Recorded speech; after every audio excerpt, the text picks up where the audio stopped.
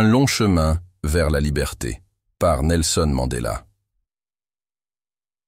Je dédie ce livre à mes 6 enfants, Madiba et Makaziwe, ma première fille, qui sont maintenant décédées, et Magato, Makaziwe, Zenani et Zinzi, dont le soutien et l'amour me sont précieux, à mes 21 petits-enfants et à mes 3 arrière-petits-enfants qui m'ont apporté beaucoup de joie, et à tous mes camarades, mes amis et mes compagnons sud-africains au service de qui je suis, et dont le courage, la détermination et le patriotisme restent ma source d'inspiration.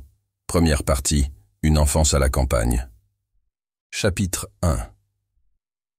En plus de la vie, d'une forte constitution et d'un lien immuable à la famille royale des Tembus, la seule chose que m'a donné mon père à la naissance a été un nom, Rolihlahla. En Xhosa, Rolihlahla signifie littéralement « tirer la branche d'un arbre ». Mais dans la langue courante, sa signification plus précise est « celui qui crée des problèmes ».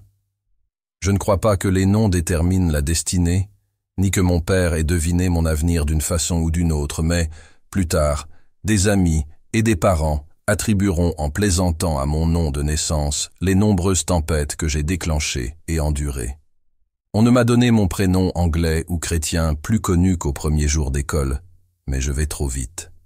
Je suis né le 18 juillet 1918 à Mvezo, un petit village au bord de la rivière Mbaché, dans le district d'Umtata, la capitale du Transkei. L'année de ma naissance a marqué la fin de la Première Guerre mondiale.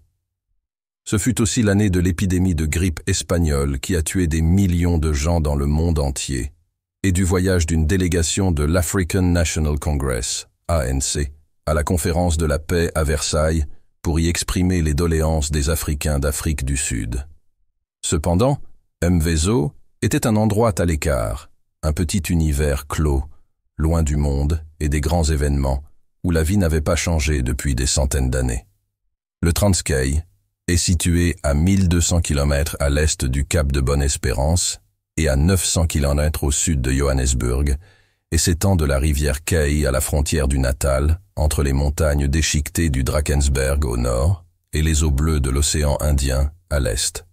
C'est un beau pays de collines ondulées, de vallées fertiles, où des milliers de rivières et de ruisseaux gardent le paysage toujours vert, même en hiver. Le Transkei, qui était la plus grande division territoriale à l'intérieur de l'Afrique du Sud, couvre une superficie à peu près égale à la Suisse, avec une population d'environ 3,5 millions de Xhosas et une petite minorité de Basottos et de Blancs. C'est la patrie du peuple Tembu de la nation Xhosa, auquel j'appartiens. Mon père, Gadla Henri Mfakaniswa, était chef par la naissance et la coutume. Il avait été confirmé chef de Mvezo par le roi de la tribu Tembu, mais sous l'administration britannique, ce choix devait être ratifié par le gouvernement, qui à Mvezo était représenté par le magistrat local. En tant que chef nommé par le gouvernement, il touchait un traitement ainsi qu'une partie des taxes que le gouvernement prélevait pour la vaccination du bétail et les pâturages communs. Bien que le rôle de chef fût respecté et estimé, le contrôle d'un gouvernement blanc hostile l'avait rabaissé 75 ans auparavant déjà. La tribu Tembu remonte au roi Zwide, 20 générations plus tôt.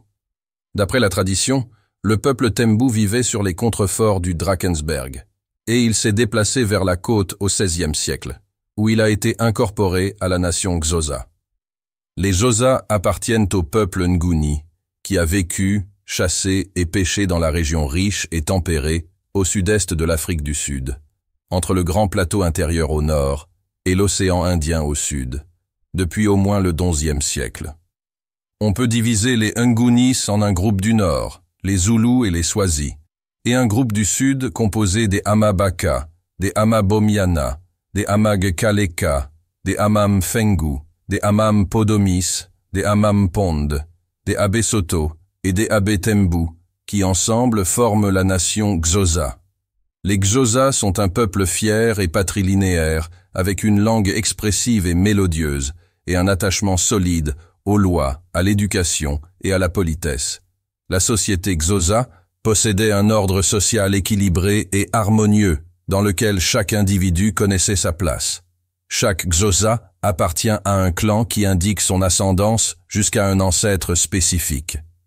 Je suis membre du clan Madiba, d'après un chef Tembu, qui régnait dans le Transkei au XVIIIe siècle. On m'appelle souvent Madiba, mon nom de clan, ce qui est un terme de respect. Ngubeng Chuka, un des plus grands rois Tembus qui unifia la tribu, est mort en 1832. Selon la coutume de cette époque, il avait plusieurs épouses des principales maisons royales, la grande maison, où l'on choisissait l'héritier du trône, la maison de la main droite, et l'Ixiba, une maison inférieure que certains appellent la maison de la main gauche. La tâche des fils de l'Ixiba, ou maison de la main gauche, était de régler les querelles royales. Mtikrakra, le fils aîné de la grande maison, succéda à Ngubenkuka, et parmi ses fils, il y avait Ngangelizwe et Matanzima. Sabata, qui dirigea le Transkei à partir de 1954, était le petit-fils du premier, et Kaiser Daliwonga, plus connu sous le nom de K.D. Matanzima, l'ancien premier ministre du Transkei, mon neveu d'après la loi et la coutume, était un descendant du second. Le fils aîné de l'Ixiba s'appelait Simakade, dont le plus jeune frère s'appelait Mandela, mon grand-père. Pendant des décennies, des histoires ont affirmé que j'appartenais à la lignée de succession au trône des Tembus. Mais la simple généalogie que je viens d'exposer à grands traits montre que ce n'est qu'un mythe. Bien que membre de la maison royale, je ne faisais pas partie des rares privilégiés formés pour gouverner. À la place, en tant que descendant de l'Ixiba, j'ai été préparé, comme mon père avant moi, à conseiller les dirigeants de la tribu. Mon père était un homme grand, à la peau sombre, avec un port droit et imposant dont j'aime à penser que j'ai hérité. Il avait une mèche de cheveux blancs juste au-dessus du front, et quand j'étais enfant, je prenais de la cendre blanche et j'en frottais mes cheveux pour l'imiter. Mon père était sévère, et il n'hésitait pas à châtier ses enfants. Il pouvait se montrer d'un entêtement excessif, un autre trait de caractère qui, malheureusement, est peut-être passé du père au fils. On a parfois parlé de mon père comme du premier ministre du Tembuland pendant le règne de Dalindyebo, le père de Sabata, au début des années 1900, et celui de son fils, Jongintaba, qui lui a succédé. C'est une erreur d'appellation parce que le titre de premier ministre n'existait pas, mais le rôle qu'il jouait n'était pas très différent de ce qu'implique cette désignation. En tant que conseiller respecté et apprécié de deux rois, il les accompagnait au cours de leur voyage, et on le voyait en général à leur côté au cours d'entretiens avec les représentants du gouvernement. C'était un gardien reconnu de l'histoire Xhosa, et c'est en partie pour cette raison qu'on l'appréciait comme conseiller. L'intérêt que je porte moi-même à l'histoire est né très tôt en moi et a été encouragé par mon père. Bien qu'il n'ait jamais su lire ni écrire, il avait la réputation d'être un excellent orateur et il captivait ses auditoires en les amusant et en les instruisant. Plus tard, j'ai découvert que mon père n'était pas seulement conseiller de roi, mais aussi un faiseur de roi. Après la mort prématurée de Jongilizwe, dans les années 20, son fils Sabata, le jeune enfant de sa grande épouse, n'avait pas l'âge d'accéder au trône. Une querelle naquit pour savoir lequel des trois fils les plus âgés de Dalindyebo et d'autres mères, Jongintaba, Dabulamanzi et Melitafa. On devait choisir pour lui succéder. On consulta mon père, qui recommanda Jongintaba parce qu'il était le plus instruit. Il expliqua que Jongintaba ne serait pas seulement un gardien parfait de la couronne, mais aussi un excellent guide pour le jeune prince. Mon père et quelques chefs influents avaient pour l'éducation le grand respect des gens sans instruction. La recommandation de mon père prêtait à controverse parce que la mère de Jongintaba était d'une maison inférieure. Mais finalement son choix fut accepté à la fois par les Tembus et par le gouvernement britannique. Plus tard, Jongintaba devait rendre la faveur qui lui avait été faite d'une façon que mon père ne pouvait imaginer à l'époque. Mon père avait 4 épouses, dont la troisième, ma mère, Noseki Fani, la fille de Nkedama du clan Amampemvu des Xhosas, appartenait à la maison de la main droite. Chacune de ses épouses, la grande épouse, l'épouse de la main droite, ma mère, l'épouse de la main gauche et l'épouse de l'Ikadi, ou maison de soutien, avait son propre kraal. Un kraal était la ferme d'une personne, et ne comprenait en général qu'un simple enclos pour les animaux, des champs pour la moisson, et une ou plusieurs huttes couvertes de chaume. Les kraals des épouses de mon père étaient séparés par plusieurs kilomètres, et il allait de l'un à l'autre. Au cours de ces voyages, mon père engendra 13 enfants, 4 garçons et 9 filles. Je suis l'aîné de la maison de la main droite et le plus jeune des 4 fils de mon père. J'ai 3 sœurs, Baliwe, qui est la fille la plus âgée, Notanku et Makutswana. Bien que l'aîné fût Mlawa, l'héritier de mon père comme chef a été Dalikili, le fils de la grande maison, qui est mort au début des années 30. À part moi, tous ses fils sont maintenant décédés, et tous m'étaient supérieurs, non seulement en âge, mais aussi en statut. Alors que je n'étais encore qu'un nouveau-né, mon père fut impliqué dans une querelle, ce qui entraîna sa destitution de chef de Mvezo et révéla un trait de son caractère dont, je crois, son fils a hérité.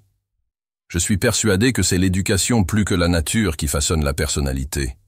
Mais mon père était fier et révolté, avec un sens obstiné de la justice, que je retrouve en moi. En tant que chef, il devait rendre compte de son administration non seulement au roi des Tembus, mais aussi au magistrat local. Un jour, un des sujets de mon père porta plainte contre lui parce qu'un bœuf s'était échappé. En conséquence, le magistrat envoya un message pour donner l'ordre à mon père de se présenter devant lui. Quand mon père reçut la convocation, il envoya la réponse suivante. « Andizi, Ndisakla. Je n'irai pas, je suis prêt à me battre. » À cette époque-là, on ne défiait pas les magistrats. Une telle conduite était considérée comme le sommet de l'insolence. Et dans son cas, ça l'était. La réponse de mon père exprimait clairement qu'il considérait que le magistrat n'avait aucun pouvoir légitime sur lui. Quand il s'agissait de questions tribales, il n'était pas guidé par les lois du roi d'Angleterre, mais par la coutume Tembu. Ce défi n'était pas une manifestation de mauvaise humeur, mais une question de principe. Il affirmait ses prérogatives traditionnelles en tant que chef, et il défiait l'autorité du magistrat. Quand le magistrat reçut la réponse de mon père, il l'accusa immédiatement d'insubordination. Il n'y eut aucune enquête. Elles étaient réservées aux fonctionnaires blancs. Le magistrat déposa purement et simplement mon père, mettant fin ainsi aux responsabilités de chef de la famille Mandela. À l'époque, j'ignorais ces événements, mais ils n'ont pas été sans effet sur moi. Mon père, qui était un aristocrate riche d'après les critères de son époque, perdit à la fois sa fortune et son titre. Il fut dépossédé de la plus grande partie de son troupeau et de sa terre, et du revenu qu'il en tirait. À cause de nos difficultés, ma mère alla s'installer à Kunu, un village un peu plus important au nord de Mvezo, où elle pouvait bénéficier du soutien d'amis et de parents. À Kunu, nous ne menions plus si grand train, mais c'est dans ce village, près d'Umtata, que j'ai passé les années les plus heureuses de mon enfance, et mes premiers souvenirs datent de là.